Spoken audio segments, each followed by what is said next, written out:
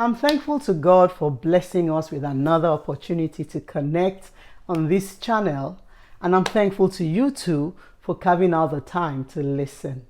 You're all welcome. If this is your first time or you're a regular listener, please remember to subscribe to my channel if you haven't already done so. I believe your time is very precious, and I pray that you'll find this channel enlightening, encouraging, and a blessing for all your relationships. I am Nike Ayola, and the host of this channel, Ask Pastor Nike. Every Friday, I tackle our questions on family life and relationship management, on child upbringing, and also women empowerment. The question for both last week and today, which is episode 28, came from the same person and are somewhat related. But while last week's question asked about raising teenagers, today's question is applicable to all of us, parents and children, and it says, how can I train my son to respect and not beat girls? Now, there are a few things I'd like to bring out from the question, so permit me to read it in its entirety. How do I train my son to respect and not beat girls? When they were younger, I do rebuke him when he lays hands on his sister, but I had to stop talking about it the day he told me he wished he was a girl. Although his sister could be really daring and naughty at times, and I do rebuke her too, I want him to grow up knowing he shouldn't beat girls. Meanwhile, he has never seen his dad beat me. Now, I'd like to start answering, with something that first appears to be totally unrelated. My first daughter, Dr. Irene, is a music recording artist, and she released a single titled Story a short while ago. And so I'm going to follow her cue and start by addressing this question with one of the folklores that my siblings and I grew up with and that my daughter sang about. So it's a story of the tortoise and his in-laws. Mr. Tortoise had a farm where he had planted some yams. At the time of harvest, he, Mr. Tortoise that is, caught a pair of robbers on his farm in the middle of the night. He was dismayed to discover they were his in-laws, the parents of his wife. Now, it was a rural community that they lived in back then, where people were allowed to mete out whatever kind of punishment they thought was appropriate on those who had wronged them. Now, Mr. Tortoise paraded his in-laws publicly by tying them to a tree that was on the way to the market square. Everyone who was going to the market or towards the market area, which in today's language would be the central business district, the following morning saw these unfortunate thieves and insulted them for trying to defraud a family member. When the business of the day was over and people were returning home in the evening, they were dismayed to find that Mr. Tortoise still had his in-laws tied to the tree. Instantly, the blame shifted from the in-laws to Mr. Tortoise himself. How could you do this to anyone? Are the morning hours of humiliation not enough? After all, your wife will probably be a beneficiary of her parents' nefarious activities, will she not? Everyone now rained curses and abuses on Mr. Tortoise, who had gotten their sympathy in the morning. The best summary of the lesson from this story is a quote that I heard from a television preacher once, and it says, "If you are wrong in the way you are right, you are still wrong." And that means that we can pursue our rights in such a way that we end up being at fault. And I believe this goes for all relationships. There are some things that are just flat out no's, that you don't do. And it doesn't matter the kind of relationship that it is. Only parents in the scriptures are permitted to discipline their children by using the rod of punishment. And I believe that even this has to be done sparingly and cautiously.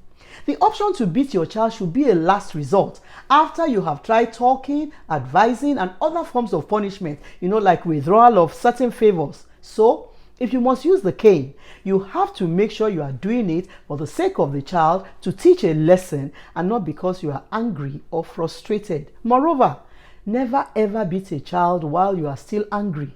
There is always a probability that you may overdo it and have regrets later. Now, those of us who were raised by African parents will know that we parents find it impossible to apologize to our kids even when it's obvious we were wrong. And so we may end up making our children resent us if we are fond of beating them for all our frustrations. Now, for all other relationships, whether they are between family members or with others who are not, hitting anyone because of any offense at all is always wrong. Unfortunately, many of us don't truly agree with that statement that I just made. And you don't totally agree if you think that there is something that a sibling, a wife, a husband, a niece or nephew, a friend, an employee, a domestic assistant or house help can do that makes beating them up okay. Now, let me emphasize a seemingly innocuous statement that is embedded in the question that we are tackling in this video. And it said, although his sister could be really daring and naughty at times, and I do rebuke her too. Now, that's an indication that some of us parents, in the recesses of our minds, think that there is a level of naughtiness that could deserve, a slap or two. Now, have you ever heard someone say something like, some of us women have razor blade mouths, and that's why we get beat up. Or, my husband beats me, but what I said too was really bad. Or, even more ridiculous, I overheard a woman say that the proof of her fiancé's love is to slap her around occasionally. I do hope that we can recall in one of the series of episode 7 on this channel, I said that mothers owe their children, both male and female, the duty of telling them about treatments from family members that are not acceptable, even if it is happening to them. If your children witness verbal or physical abuse, you have to talk to them afterwards and explain that it is not okay. Because if you don't, you have simply sowed a seed towards their future expectations from their spouses. We have to teach our children that beating their siblings, whether male or female or anyone at all, is unacceptable under any circumstance. We have to teach our children to use their voices, not their fists. And the same goes for each one of us adults as well. Use your voice, not your fist.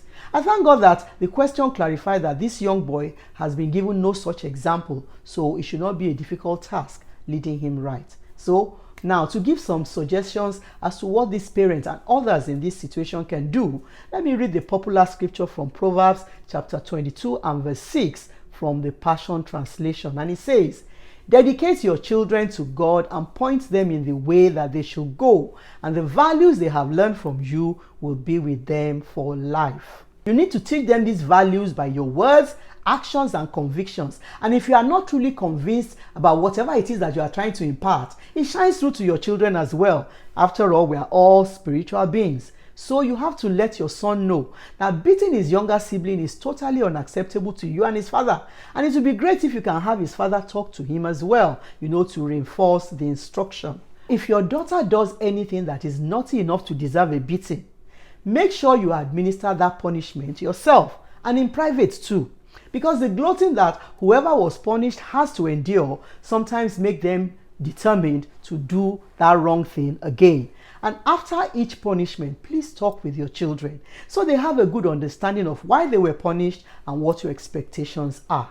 Let me round up this episode with a word of encouragement from page 248 of my book, From Princess to King, A New Way to Be Woman. The point is not that the world is getting worse, it really is, but that God is equipping and empowering you and I to meet with and overcome whatever challenges arise. So parents, be encouraged.